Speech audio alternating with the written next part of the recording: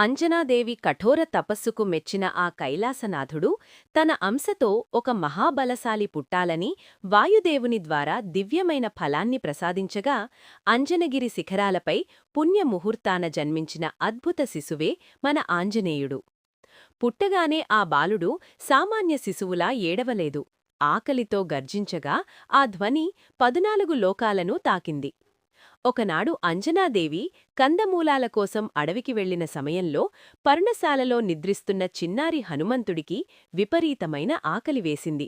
అప్పుడే తూర్పు దిక్కున ఉదయిస్తున్న బాలసూర్యుడు ఎర్రగా గుండ్రంగా తీయని పండులా కనిపించడంతో ఆ అమాయకపు బాలుడు, అమ్మో, ఎంత పెద్ద పండు! అది తింటే నా ఆకలి తీరిపోతుంది అని భావించి వాయుపుత్రుడు కావడంతో ఒక్క ఉదుటన ఆకాశంలోకి ఎగిరి గాలివేగంతో దూసుకుపోయాడు. ఆయన వెళ్తున్న వేగానికి మేఘాలు పటాపంచలైపోయాయి. సముద్రాలు అల్లకల్లోలమయ్యాయి.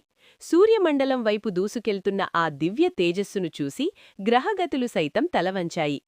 సరిగ్గా అదే సమయంలో సూర్యుణ్ణి గ్రహణం పట్టడానికి వస్తున్న రాహువు తనకంటే వేగంగా వస్తున్న ఈ వానర బాలుడిని చూసి భయంతో వణికిపోయి దేవేంద్రుణ్ణి శరణువేడగా, ఇంద్రుడు తన ఐరావతంపై వచ్చి అడ్డుకున్నా సరే హనుమంతుడు లొంగకపోవడంతో లోకాలను కాపాడడం కోసం ఇంద్రుడు తన అత్యంత శక్తివంతమైన వజ్రాయుధాన్ని ఆ బాలుడిపై ప్రయోగించాడు. ఆ దెబ్బకు హనుమంతుడి దవడ హనువు గాయపడి స్పృహ తప్పి భూమిపై పడిపోవడంతో ఆగ్రహించిన వాయుదేవుడు ఈ విశ్వంలోని ప్రాణవాయువును స్తంభింపచేశాడు. గాలిలేక సమస్త జీవరాశి విలవిల్లాడటం చూసి బ్రహ్మ విష్ణు మహేశ్వరులు ప్రత్యక్షమై హనుమంతుడిని పునరుజ్జీవింపచేయడమే కాకుండా బ్రహ్మదేవుడు ఏ అస్త్రమూ నిన్ను తాకదు అని, పరమశివుడు మృత్యుంజయ శక్తిని, ఇంద్రుడు వజ్రంలాంటి దేహాన్ని, సూర్యదేవుడు తనలోని 100వ వంతు తేజస్సును వరాలుగా ప్రసాదించి ఆ చిరు ప్రాయపు బాలుడిని అజేయమైన మహావీరుడిగా సకన కళావల్లభుడిగా మార్చారు.